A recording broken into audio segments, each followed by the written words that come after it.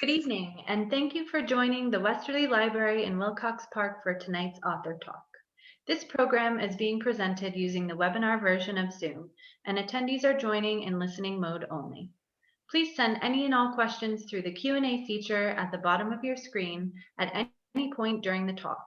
We will do our best to answer all questions within the time we have allotted towards the end.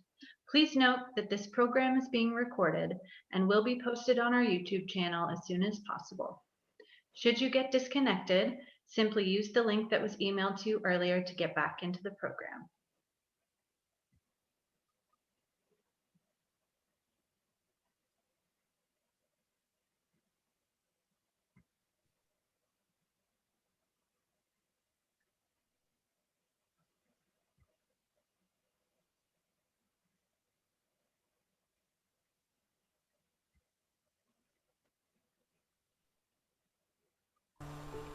Hi everybody, Martha Hall Kelly here. Thank you so much for joining me to talk about my new novel, Sunflower Sisters. I'll miss going out on book tour this year, but at least I can still come to you from my home and connect with readers around the world. You may be familiar with my first two books about the Woolsey Faraday family, Lilac Girls and Lost Roses. I thought I'd share a bit about the research and historical inspiration behind those novels and how they paved the way for Sunflower Sisters. I first learned of a fascinating woman named Caroline Faraday in 1999 when I read an article in Victoria magazine about her famous gardens. The article showed photos of Caroline's home in Connecticut, now known as the Bellamy Faraday House, and photos of her renowned garden, filled with roses and lilacs. I love lilacs and really wanted to visit, but with 3 young children, I had little time to spare. But one Mother's Day, my husband Michael urged me to go, and I visited the estate, unaware that the trip would lead to my first novel. I was the only visitor on the tour of the lovely old home that spring day. During the tour, I came upon Caroline's desk, and a photograph of a group of young women caught my eye. The guide referred to them as the Rabbits and told me that Caroline took up the cause of these young Polish girls after they were experimented upon by the Nazis at Ravensbrück concentration camp. She brought them to America for rehabilitation, and once I heard their story, I was fascinated and set out to learn everything I could about them. My goal was to write a fictionalized account of actual events and to perhaps breathe new life into a story that seemed to me had fallen from public view. I started my research at the Bellamy Faraday House and then traveled to Paris, where I found another archive of Caroline's letters to immerse myself in. In Poland, I was lucky enough to interview a Ravensbrück survivor and took the train to Germany to see the concentration camp. That's a day I'll never forget. While writing and researching Lilac Girls, I came to love Caroline Faraday's mother, Eliza Woolsey Mitchell. The daughter of one of the famous Woolsey women of New York City, known for being staunch abolitionists and philanthropists, Eliza ended up devoting her time to the cause of white Russian emigres, former aristocrats in Russia who lost everything when the Bolsheviks seized power from the Tsar in 1918. When the emigres arrived in New York City, many of them destitute and traumatized, Eliza helped the women find work and a place to live. She even opened her own apartment and Southampton cottage to them. I began to embark on a new journey that inspired the story of Lost Roses. I created a wall with the other characters I wanted to add, Eliza's aristocratic Russian friend Sophia and a Russian peasant girl, Marinka. To bring the story alive for readers, I traveled to Russia and explored everything from the Tsar's palaces to rustic villages. I visited Long Island, New York, and peeked past the privacy hedges of Southampton's Gin Lane into the famous shingle-style cottages and estates. And in France, I discovered a lovely, little-known Russian part of Paris. But the place I drew the most inspiration from was again the Bellamy Faraday House. From the archives there, I used Eliza's and Caroline's letters and other personal writing to bring this story to light. This incredible family wouldn't let me go after 2 novels, so I traveled further back in time to the Civil War to tell the story of Caroline's great aunt and how she fought to be a nurse on the battlefields of the war for the North and to be part of the fight against slavery. That's how Sunflower Sisters was born. It's told from Georgiana Woolsey's point of view, and also from the points of view of two fictitious characters, Gemma, a young woman enslaved on a tobacco plantation, and Anne May, the mistress of that plantation. Many of the historical events in the book are drawn from the Woolsey family letters in the archives at Caroline's house. One letter, which described the sisters seeing a slave market in Charleston, a site that set them on their path to abolitionism, sent me to South Carolina to start my research journey to see the market they described, now a museum. Luckily, I lived in Atlanta at the time, near the Atlanta History Center, with an extensive collection of Civil War artifacts, where they shared their deep knowledge of everyday life during the war. I also visited former plantations, now museums, every chance I got, in the surrounding area. Since Sunflower Sisters is set in Maryland, a border state, Sauterley Plantation was especially inspiring, on the banks of the Patuxent River. A key part of Sunflower Sisters takes place in Gettysburg on the battlefield, so I spent a lot of time there, tracing the steps of the characters so I could write about the place as accurately as possible. My son, who I dedicated the book to, came with me on those trips and helped me document my research. Gettysburg is such an incredibly moving place, and it was helpful to visit the actual sites of scenes in the book.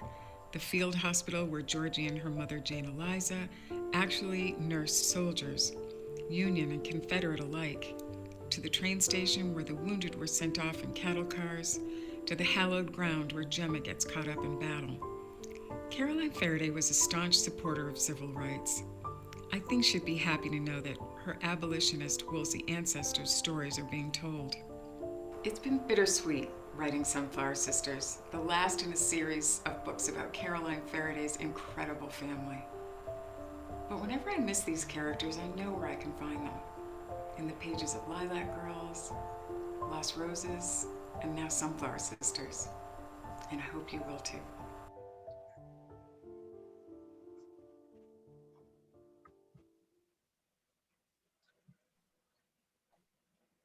Good evening. I'll now turn it over to our moderator for this evening, a member of the Board of the Friends, Mary Weiss. Thank you very much, Amanda. And that video was just wonderful. It really set the tone. Thank you, Martha, for providing that. We are here tonight with Martha Hall Kelly discussing her latest book, Sunflower Sisters, which literally, it just hot off the presses. It was released March 30th. So we are within the first 10 days of publication. As Amanda said, I am Mary Weiss. I'm a member of the board of the Friends of the Westerly Library in Wilcox Park, and the Friends are collaborating with the library tonight in presenting this virtual event.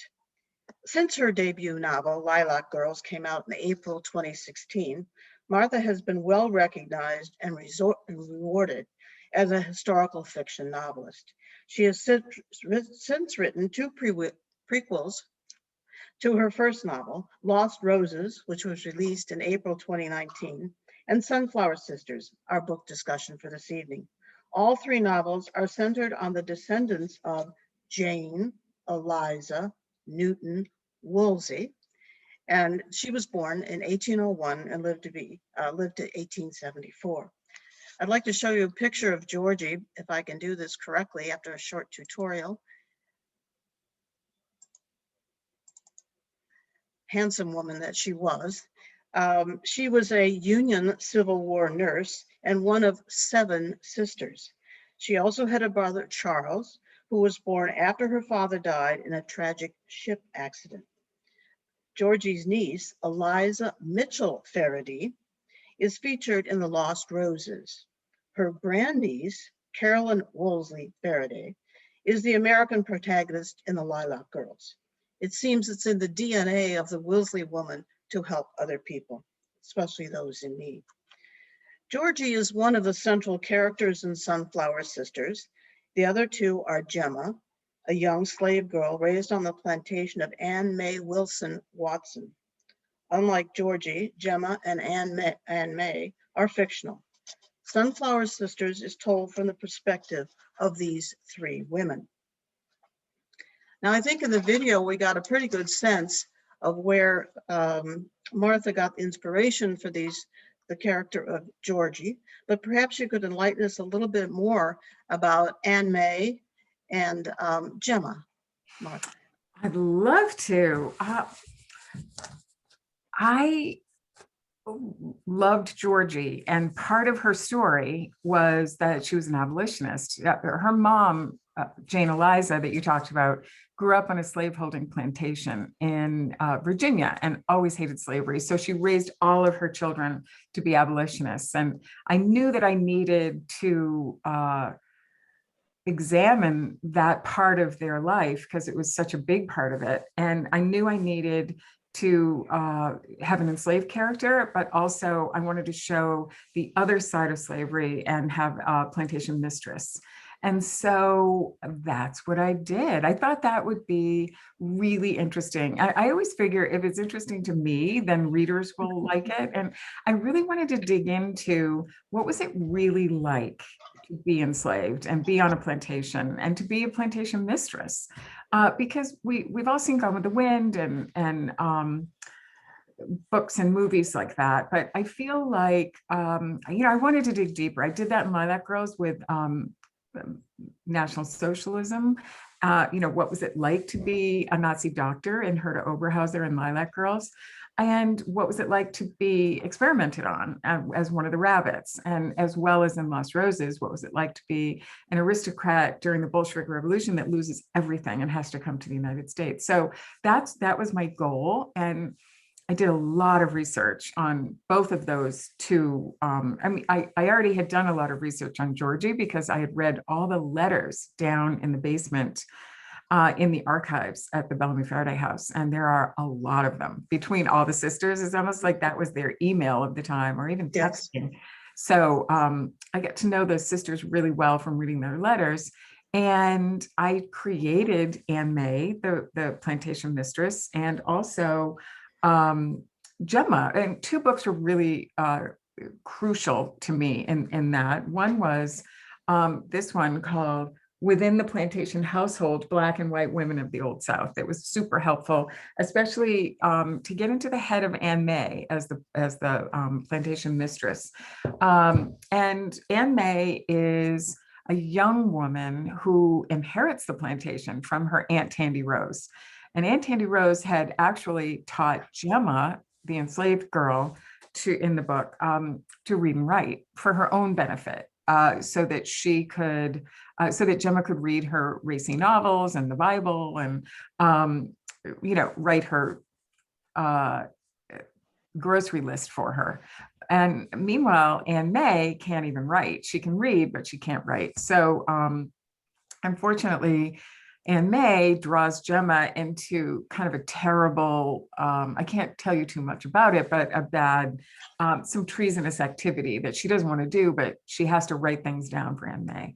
And the way that I came up with the Gemma characters, I read this wonderful book. I don't know if you can see it, but it's by Harriet Jacobs, and it's called Incidents in the Life of a Slave Girl. It's a really wonderful companion book to Sunflower Sisters. And once I read this, Gemma just came alive. And this is about a woman enslaved in North Carolina, and it's just the most tragic story. She has a very young owner, which is kind of like what I did with Anne May. And the mistress's brother-in-law is in love with Harriet. And it's all a true story, but it reads like fiction. And he's so in love with her. He wants to, he builds a house for her in the woods, and he wants to keep her there as his concubine. And she just can't do it, and is helpless though, because she's enslaved. And so she goes into hiding in her aunt's attic in a coffin-sized room. She lived in it for 2 years, and she could see out and watch her children walk in the morning to school. So anyway, Harriet was a huge inspiration to me, and that's how I created Gemma. That's a fantastic story. And believe me, I've had the privilege to read the book a little bit ahead of publication date, and there is a great deal of detail, and one does feel that you're on that plantation. And I can't describe, because the words you use are so much better, the atrocities that occurred there. But to go on for a moment, in my view, there are several big societal themes in Sunflower Sisters. To name a few: slavery, abolition, discrimination against women. There are also many different kinds of love: romantic, patriotic, familial. All of this is presented by you in such a captivating and enlightening historical settings. You have successfully accomplished this by carefully and tightly structuring your book. And I did notice that the book is divided into 3 parts. It's not a short book, but these parts divide the time period from April 1861 to May 1865. This is the Civil War years, into discrete periods. Each chapter of your book is titled with a person and a place. So to me, place was very important as I went through the book. And a lot of it was, well, why is this place important? And why is it important to this character? And the 3 most important places in your book, because there are quite a few, are the Peeler Plantation in Hollywood, Maryland, which you've just described, 8 Brevard Place in New York City, and Gettysburg, Pennsylvania. And I do have a photo here, a little bit, if I can do this correctly, and not to say that I can, of the plantation itself, because I really do want to show what's going on in that plantation, because you have on your website, well, if I can't do it, that's fine. But on the website you have, which by the way, I would invite folks to look at the website that Martha has, because she has such additional helpful information there. She has a map of what's going on at this plantation. And what I learned is the plantation, having visited just a couple, not as many as Martha has, was like a little town. And perhaps, Martha, you could tell us a little bit about what goes on in that plantation, if there are certain buildings that are more significant. Are there certain places that are important? Like you mentioned in this other book about Harriet, she had her place in the woods. Could you enlighten us a little bit about the physical layout and the importance of these buildings on the plantation? Well, there's the real plantation, which is called Sauderley, that I based it on. In the video, you saw me walking down to the slave cabin. That's at Sauderley. And that was, once I visited there, it was such an inspiration. And you're exactly right, Mary. It is like a small town. And I was really struck by that. And they were very self-sufficient, and in a way that did not help them in the war, the South. Now, Maryland was a border state, but on the southern plantations, since they were so self-sufficient, the women did not have a chance to communicate with other women, and they didn't have a chance to become educated about things. They just stayed on the plantation because they were all separated and rural. In the North, of course, the women, for example, at 8 Brevard Place, where the Woolseys lived, they were right near all sorts of abolitionist speakers and churches, and there was a lot more going on. So they do say that the actual geography of living on a plantation versus living in a city was a big part of why women in the North were so much better educated and more helped win the war. And you can see when you read the book that the Woolseys definitely helped the Union Army win the war. But anyway, I feel like my son is coming in, and I'm getting a little blurry, but that will change in a couple seconds. It's a beautiful day today, so. Yes, I'm welcoming the sun, but it won't stay cloudy like that. But in terms of Peeler Plantation, it's very similar to the actual Sauderley Plantation. They have everything they need right there. Of course, the slave cabins. They have a house on the hill where Anne May and her husband Fergus live with her sister Euphemia, who she's horrible to. And then they have a smokehouse and a tobacco barn, and everything that they needed was right there on the plantation. It was pretty amazing. But many of the scenes, they had a weaving house where the enslaved people would go and weave. So they really, they didn't need that much. Although in the book, Anne May becomes a snuff addict, and she is in love with the proprietor of the little store in town. So she goes off the plantation a lot, and has a thing going with this man in town. But if she wanted to, she didn't have to leave the plantation because everything they had was right there. Well, I think we learned too that the man about town who has the small store, small being a double entendre because his name is Jabal Oh, Smalls, right. Yes. it has his own agenda with her. But I promised today not to give away spoilers in the book, but this will give our readers a sense of the complexity and the layers within your book. So we learn a lot about the tensions between people within the communities. And I think you mentioned this is not a history book, it's historical fiction, but the unique position of Maryland during the Civil War as being a border state. And how did that affect the status, if at all, of the enslaved people? It affected them in a really negative way, because Lincoln was worried that if he said to Kentucky and Maryland, border states, you cannot have enslaved people anymore, that he was afraid that they would leave the Union and side with the South. And that, in the case, for example, of Maryland, would have been a disaster, because he needed all the help that he could get. So, yeah. Well, it's right next to Washington, D.C., too, where right. Lincoln happened to be.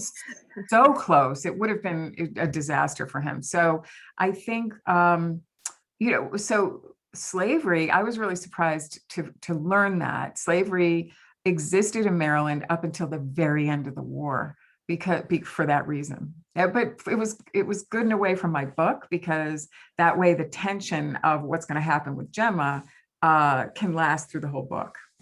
Well, an interesting sidelight to that also is that the enslaved people, as I hope I get this correctly, were not considered citizens.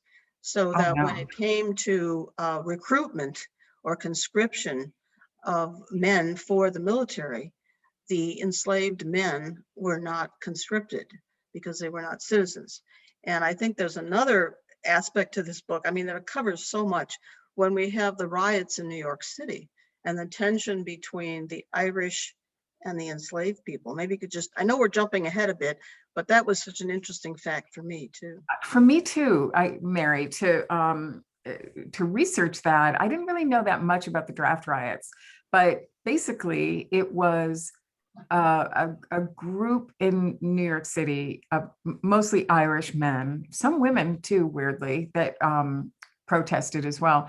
They were upset because they kept getting drafted in great numbers, while the wealthier people in New York could pay $300 to have someone else go fight for them. And they didn't think that was fair. So that's what they initially were fighting about, were protesting about, but they also were angry that the free Black men were not being conscripted. Because you're exactly right. If you weren't a citizen, you couldn't be drafted. So they felt like such a heavy burden of dying in the war was falling on them, and they were tired of it. And so they started to protest, and it just snowballed, and it was the biggest insurrection in our country's history. And it lasted for 4 days, and they attacked everything and any white merchant who served Black people. They dragged them out and tarred and feathered, and just did all these terrible things to them. And they ended up lynching 4 Black men and a child during that period. They burned down the Colored Orphan Asylum. They attacked the New York Times, and the New York Times turned Gatling guns on them.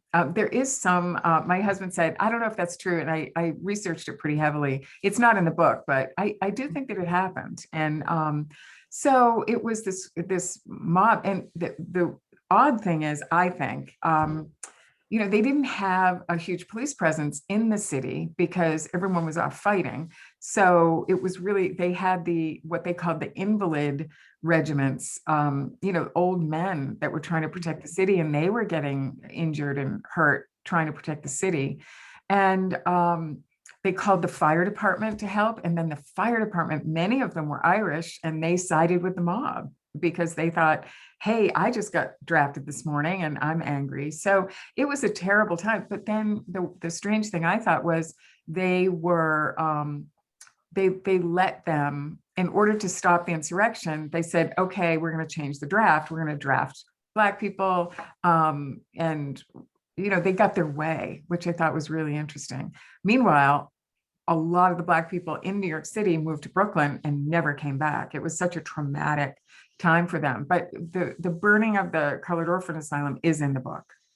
Well, that's a nice segue to talk for a moment about the importance of New York City in your book. This is obviously a very important historical event. I think you have a poignant description of an attack on an orphanage. So we'll just leave that for our readers to learn about.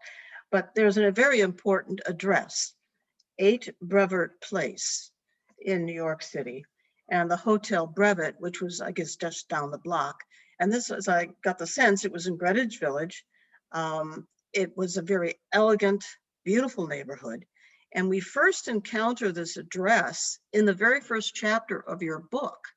And so it seems like a thread of this physical place. Maybe you could tell us a little bit about 8 Brevet Place and the Brevet Hotel. Well, I knew that I had to set at least Georgie's chapters and many of them there, because I just found New York City during the Civil War so interesting. And I have a pied-à-terre in New York City and I love the city. So for me, it was so interesting to walk around that area and think, back in 1861, this is the street that they lived on. It's no longer called Brevoort Place. But so in all the letters that I had told you about before that were down in the archival boxes in Caroline's house in her archives, they all had Brevoort Place as, where it was written from.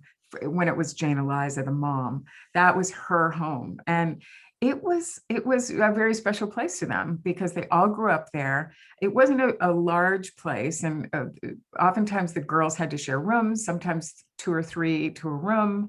And Charlie was the only one that had his own room, but it was a lovely place, and they just until they died, they kept it and loved that place.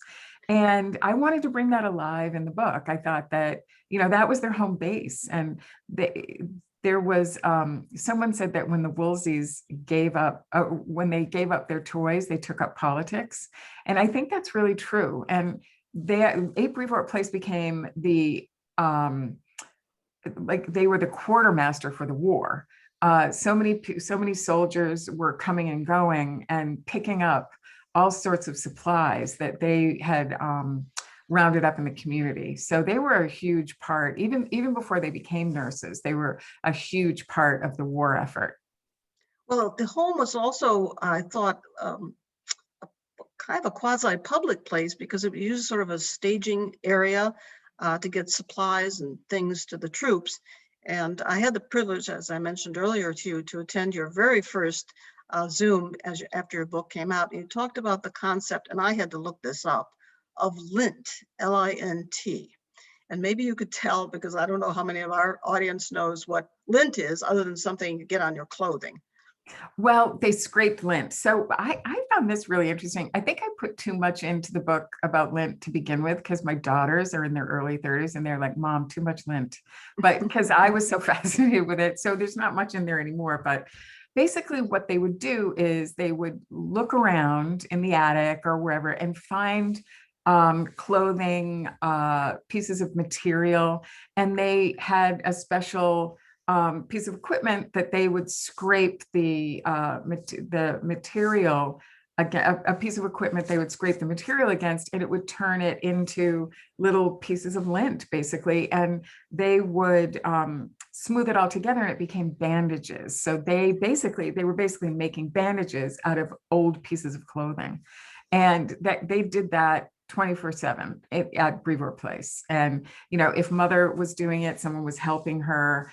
So it was a beehive of activity. If they weren't making lint, they were boxing up havelocks, which were special hats to keep the sun off the back of your neck. They did a lot of, they sent books to the troops. They did unbelievable things. They looked for quinine because that was, to take care of malaria, there was a huge shortage. So they did a quinine drive. So yeah, they were always doing something. They never rested. Well, I like a lot of detail, and your book certainly has a lot of detail. And a couple of other terms that I was vaguely familiar with, but didn't really know. One, not too well at all. Paddy rollers. What are paddy rollers? I think that was a kind of a bastardization of the word patrollers. And so the slaves thought that, LeBaron Carruthers in the book is the overseer, and he has these kind of awful, like a posse with him. And that was the beginning of the Ku Klux Klan. And I didn't realize this, but they thought that what they called the Africans would be afraid if they dressed up in crazy outfits and made noise with, tin pans. And so they would ride in these crazy outfits and try and scare the enslaved people on the plantation to kind of put them in their place. So, you see the pointed white hats. Conical, yes. Right, there you go, yes. In the Ku Klux Klan, and that's where it came from, these kind of costumes that they would wear to try and scare the slaves. But the paddy rollers, it kind of morphed into the Ku Klux Klan, and they wore a badge. They made their own little badges that said Slave Patrol. They were kind of self-styled sheriffs in a way, and in my book, the families, Gemma and her family are terrified of them because they had a lot of power, and it turns out they do some pretty horrible things to the family. And the other term, I mean, there are so many, I think our readers will have to have a dictionary, but copperheads, that was another new term for me. Oh, yes. Copperheads you could live in the North and still be sympathetic to the Southern cause. And that's what Anne May was. And there were a lot of them, I think more than I realized, because there were a lot of merchants and people that depended on cotton and sugar for their livelihood. And ending slavery was going to mess that up big time. Even Mr. Woolsey, Mr. Woolsey, I always put an extra L in there. Mr. Woolsey was a sugar merchant. And I think his family, until they died, were, trying to live that down. So it wasn't all, I grew up in Massachusetts, so I always think of myself as coming from a place that was extremely liberal, which it is in many cases. But, there was slavery everywhere, and there were copperheads everywhere in every state. That figures into the story we mentioned earlier about what Anne May is doing with Mr. Smalls. The third place that you mention most often, but it's only in part 2, is Gettysburg. And this was and for 1 month only, July of 1863. And it's very important to several characters in the book. And without spoiling what's going on, perhaps you could talk about Gettysburg from the perspective of Georgie. I believe her mother goes with her to Gettysburg, and why they originally went there was to find the brother. And then for Gemma, it was important for Gemma. So maybe you could kind of fill that out without giving away too much. It's hard without spoilers, but I will try. Okay, thank you. I knew that Georgie went to Gettysburg because I found this little book, and it is called 3 Weeks at Gettysburg. And it's very tiny, but Georgie wrote this book and it helped me a lot. And so I knew I wanted to include Gettysburg somehow because they actually went there. And back in those days, I went to, I completely lost my train of thought because I'm looking at the chat box. What was I going to tell you about? Well, we're talking about Georgie and her mother.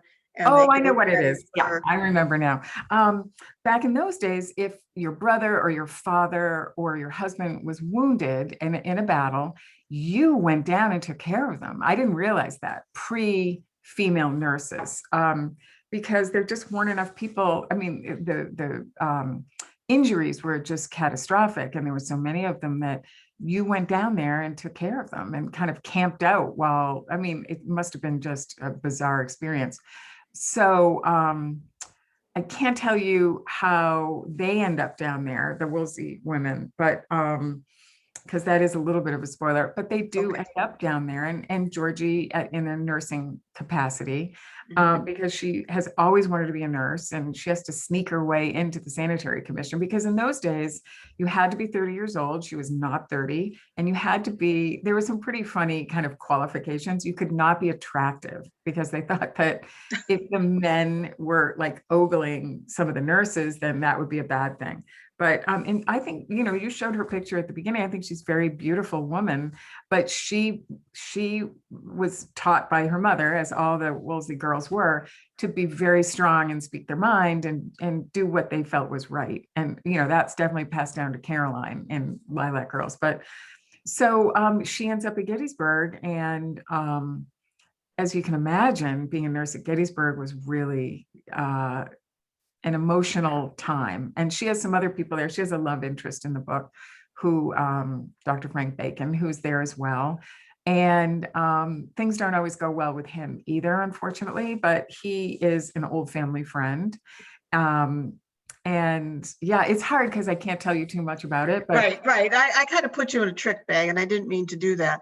No, it's fine. And it is a very graphic depiction of what's been going on during this battle, and how these women work so tirelessly to at least comfort these soldiers, both Union and Confederate.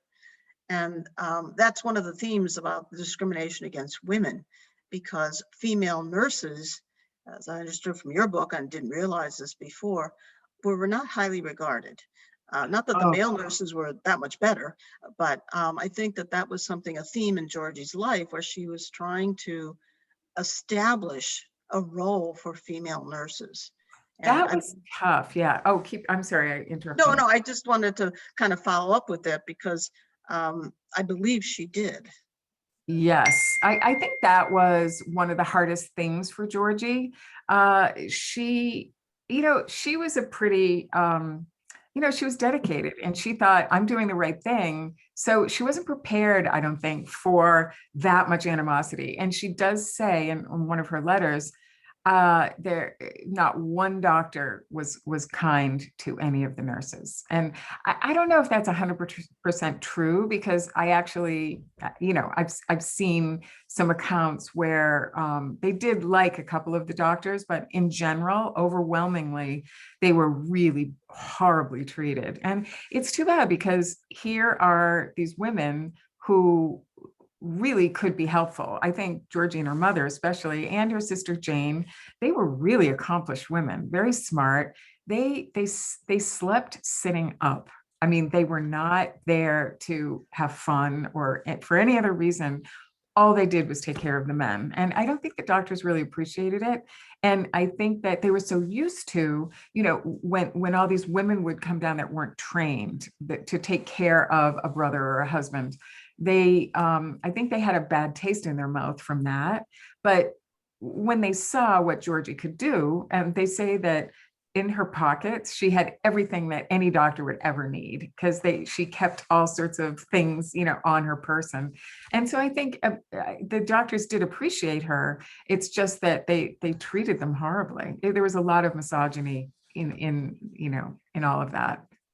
Well, you mentioned very briefly, and I just wanted to point this out to our audience, that Frederick Law Olmsted played quite a role with the so-called Sanitary Commission. And our famous Wilcox Park was designed, I believe, by a protege of Mr. Olmsted. So maybe that's right next to the library. It's about 17 acres. It's a beautiful, beautiful park. So we have a connection there with that. But maybe you could tell us a little bit about this Sanitary Commission. I mean, that's such a bizarre name, and why a landscape architect would be in charge of it. I know, it's crazy. That was another thing that I keep thinking of, all these, you're bringing up all these really surprising things. Lincoln wanted to have a sanitary commission. And back then, they didn't know that much about germs. In my book, Dr. Bacon does, because he studied in France. But it was basically a precursor to an actual nursing system.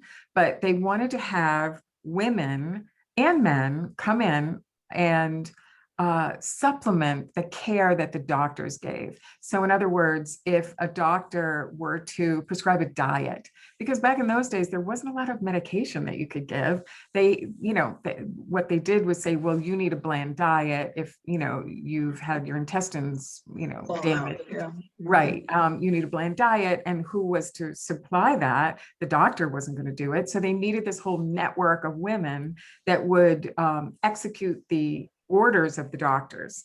And so Elizabeth Blackwell, one of the first female doctors, who Georgie was her protege in real life, she started training all these women, like legions of women, but you had to pass a test in order to, you had to be approved to get your blue ticket. Everybody wanted the blue ticket. But before that, before the Sanitary Commission made it kind of official, the women in prisons would open up the prisons and they were nurses. So if you went to the hospital and there was a female nurse, they were usually, some sort of criminal. So that's why at the beginning of the book, Georgie's mother is saying, are you crazy? You want to be a nurse? Because to them, there had never been that before. So yeah, Frederick Law Olmsted, I only knew him from Central Park, that he had planned and executed Central Park. And so they tapped him and said, hey, can you be the head of the Sanitary Commission? And he actually, once Georgia became a nurse, his family became friendly with the Woolsleys. And so I think he really appreciated the Woolsley women. And once they became nurses, he was really grateful and appreciated them. But oftentimes the doctors themselves, were often, the surgeons were alcoholics. And, it was a really, really hard job. You're doing a lot of amputations, and it was, on the battlefield, it was a terrible, stressful job, and a lot of them drank a lot, but not Frederick Olmsted, but he was on the hospital ships with the Woolsley women often. Well, it was interesting to me too that these women would have like what I would consider short-term assignments. So they'd be at Gettysburg for 3 weeks, and then they'd go up even to a hospital in Rhode Island. They'd be down in Virginia. So they were like at the beck and call, and I don't think they got paid very much to do this. A tiny amount, tiny. It's also interesting, I think our audience would appreciate this, that there are some other connections to the Westerly area in your book, the most famous being Westerly granite. And I think at last count, there were at least 90 statues and memorials in Gettysburg that came from Westerly granite, were carved here and were sent there. And one of them, in fact, was that of the regiment that Charles, Georgie's brother, had. So we have a very strong connection in Westerly with Gettysburg. The other connection, you may recall when we talked earlier in the book about the father who died on this steamship fire. And that was in January of 1840. And it was a steamship fire right off Stonington, Connecticut, which is basically just on the other side of the border from Westerly, Rhode Island. It was one of the largest, I think it was the largest disaster in Long Island Sound. So I feel that there's a connection not only with the hospital in Rhode Island, but the Westerly granite and the tragedy of the ship, it was called the Lexington, between what you've written and what. So there's just so much. That's so interesting. Yeah, in your book that, attracted me, just the very history and the level of detail. So you did mention the Bellamy Faraday house in the beginning. It was in your video. It's a beautiful place. And it's not far from Westerly as well. And it is now, as I understand, open to the public, so that I'm not sure exactly if you probably have to make a reservation and certain hours you have to go there. May 1st it opens, May 1st. Oh, May 1st, okay. Yeah. And I'm very excited. Perhaps we can get a group to go from that would be so great, especially when the lilacs are out. It's just heavenly. Now, if this is a spoiler, you don't have to answer the question. Okay. But your book does end at the Bellamy Faraday house. And are you going to reveal to our audience why it ends there, or should we just leave it on that note? You know, I wanted to bring it full circle. I'm just going to close these. Maybe this will help. You never know. Oh, tremendously. Is that Tremendously. better? Yes. Oh, yeah, very much, so very why much. did I not do that before? I wanted to bring it full circle because Lilac Girl starts with, you know, you're at the Bellamy Faraday house, and I just felt like there's also if you do come to the Bellamy Faraday house, if you walk through the it's 90 acres, and Caroline left her property to the Landmarks Commission. And you can go through the woods on that property, and you come to the old Bethlehem graveyard. And Reverend Bellamy is buried there. But I used to walk that path a lot. And I noticed that there was one of the graves was very separate from all of the other graves. And I realized that it was an enslaved person, a person of color, who they buried away from all the other white graves. And I always, every time I passed it, and it's right there when you walk in, and her name is Sally Smith. And every time I passed it, I just thought, who was that? Why? It just makes me so sad still. And so one of the characters in the book, I reimagined who Sally Smith was. And so that's why they return to the Bellamy Faraday house. So it's not really a spoiler, but well, there's a little bit more to it than that. So you've given us a little bit of a taste. So that's a little bit, yeah. I'm dying to tell people, but I won't. We've been having a nice conversation now for about 50 minutes or so. And I know Amanda is watching the Q&As, the chats. So Amanda, do we have some questions for Martha? Yeah, we do. Martha, Margaret asks, why did you choose to write the books out of order? Ooh, good question, Margaret. I did not choose. I wrote Lilac Girls, and then, you know, I had never intended to write a book of any kind. I just was researching Caroline for years. And then I met a book editor who said, and, you know, I don't have any MFA or any kind of writing background, except I used to write TV commercials. But I had retired from that once I had my third child.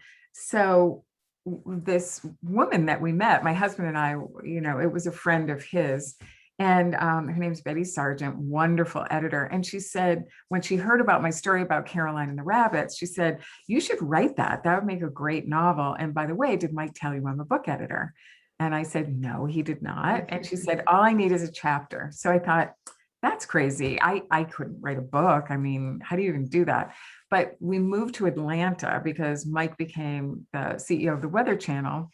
And we were living down there. I didn't really know anybody. But one day I drove through, I did my usual Starbucks drive-through and ordered a decaf cappuccino grande. And by mistake, the barista gave me a caffeinated one, and I went home and the book just started coming out. So it was crazy. I had been to Catholic school for high school, and I remember the nuns used to talk about the ecstasy of marrying Jesus. And I used to be like, oh, wow, what's that like? And I was in ecstasy writing that. I don't know what happened. But anyway, so that's how Lilac Girls happened. I didn't plan it. So once it kind of became a hit, I went back to Random House and said, I want to write 2 more books. And I figured, I've got all the research. Why don't I write about her mom and then go back even further and write about the Civil War? So that's how it happened. I think if I had the benefit of being able to plan it, I might have done it differently, but they're all standalone books. So, you know, you can read them in any order. I know when Lost Roses came out, a lot of people were reading that and then Lilac Girls, and they said they really liked doing that. So really, I don't know anyone yet that has started with Sunflower Sisters and gone forward in time like that, but it might be, if you do that, could you just send me a message on my website and tell me if you like doing it that way, because so many people are asking. Thank you for that. We have another question. Danielle asked, what does a typical writing day look like for you? Oh, I love process questions. I always thought, you know, if I ever get to be a writer, I hope people ask me that kind of stuff. A typical writing day. I really like to get started early. I have a dog now, so that's not really compatible with working early because he likes to be fed and go to doggy daycare and all that. But I like to start early if I can. And because I feel like that's where, I always tell my family I need to be in my fictive dream. And they get it. They don't bother me much. And so once I get into that kind of place, because I really like to write cinematically and in a scene. And I feel like I have to be there and almost kind of channel that. So, you can't have a lot of interruptions in that because once you're in it, you have to kind of be there. So I do that for as long as I possibly can. And then right around 3, I start to get a little like my concentration starts to go. And then I do other things like research online. I'll go on eBay if I need to. I'm always getting things that are, I wish I had some tchotchkes to show you, but ordering things, like my bonnet. I order things that make me feel like I'm in that place. So that's really fun. And then around, I don't know, 6 or so, it depends on, if I'm on a roll and my family's not around, and I'll just keep going. Sometimes I'll do like a little writer's retreat and go into the city and just be by myself. And sometimes I just, it's like 9 o'clock and I'm still going strong. So that's pretty much it. I'm here. This is, my workspace. I have a bulletin board that I pin all my new characters up on. So I feel like they're kind of living with me. My imaginary friends. But it would be somewhat intrusive for us to actually see a little bit more of your office. Oh, not at all. Although I'm connected, so it's kind of hard to there's my bulletin board. That's my new book that I'm working on, all those characters. If you recognize Natalie Portman up there on the top, I'm just using her picture. I see. I see. And then I don't know how far this will actually go. I think it'll go. Can you see my bookcases back there? Oh, beautiful. Yes, yeah. very nice. So and then if you look out the window, which I don't even, it's hard, that we live on a hay farm. So that is, there's actually, there are the Litchfield Hills out there, but it's the beginning of the Berkshires. So it is windy up here and very cold usually, but today, not so much. Well, thank you for sharing your space with us. It's a little tour. Very interesting. Thank you. Amanda? Really, really neat to see, actually. I think we have time for another question or two. Judy writes, any possibilities for movies of Lilac Girls or Lost Roses?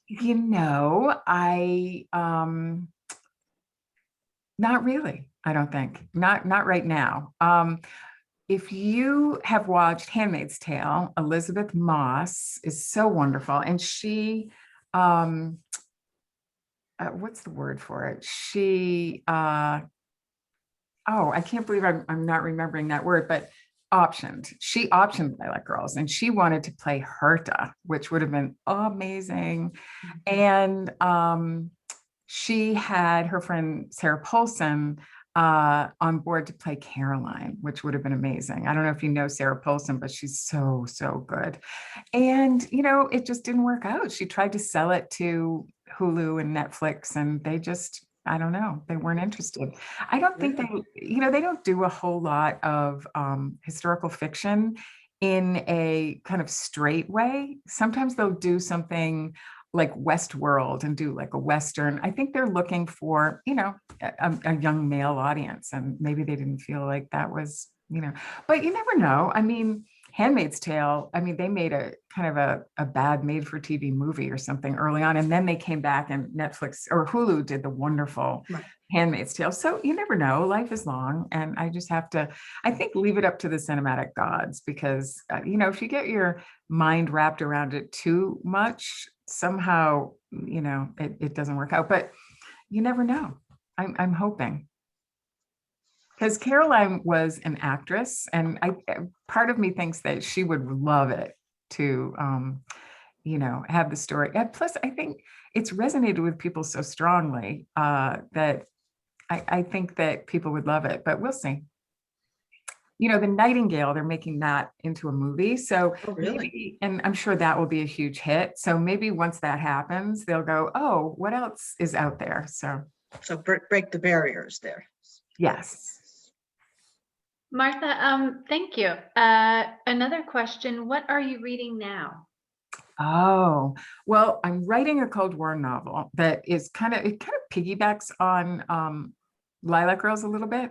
It is two women that was what was on my corkboard. Two women that survived Ravensbrück, an American. There are actually several Americans at Ravensbrück, half Jewish, and her very, very best friend, a French girl. And bad things have happened to them at Ravensbrück at the hands of this one really bad doctor. So they hunt him down across the world. They go to Rome, Paris, Vienna, South America. And so it's more of a kind of suspense novel than Lilac Girls was, but it's in that same genre in a way. I don't know if you know about Operation Paperclip, but it involves that, bringing Nazi doctors to the United States when they really should have been executed. So that's my next project. And as a result of trying to get into the head of the French girl, I've been reading a lot of Colette. I don't know if you are a Colette fan, but this is such a good book. I also have it on audio, The Complete Claudine. And anyway, so I had never read Colette before. So that's been super wonderful. And I'm reading Pam Jenoff's book, The Woman with the Blue Star. I don't know, this is an advanced reader copy, but that is coming out soon. She's going to go on book tour. And I just love Pam Jenoff. So that's a lot of fun. And I just finished Lisa Scottolini's new book, Eternal, which is great. And that's about it. I'm also listening to a bunch of audiobooks. When I go walking, it just depends on what I'm in the mood for, but I love a good audiobook. A lot of thrillers, because my 5th book is a thriller, and it actually takes place in my house right here on my little hay farm. Yeah. My husband says that we're going to have to move though, because I've scared myself so badly writing scenes here in the house, but You might not be able to sell the place. I know people will be too scared to live here. Right. But yeah, it's fun. I love writing a contemporary novel. It's been a lot of fun. I don't think I'll ever leave historical fiction completely, but it is fun to kind of move around in genres. Thank you so much for sharing that and giving us a little more tidbit into your life. We don't have any more questions coming in at the moment. So at this point, I really just want to say thank you, Martha. Very much. Us and taking the time. It was really neat to hear a little bit more of the stories behind the story. And thank you, Amanda, and thank you, Mary. You really prepared. I thank you so much, because not everybody does, and I appreciate it. Yes, Got into it. What can I say? Special to Mary, definitely, and also just to the friends for continuing to partner with us on these talks, and also a special thank you to Savoy. Martha, I have to apologize. I distracted you earlier in the chat because I was letting all the attendees know that they can get a signed copy of your book over at Savoy. Oh, wonderful. Yeah, and of course, you can also always borrow a copy from the library. But I just wanted to say again, thank you so much. Thank you. And thank you, Mary. Thank you very much, Martha. It was great. I really enjoyed it, and I'm sure our audience did too. Thank you. I loved it. See you again soon. Okay, bye-bye. Good night. Good night.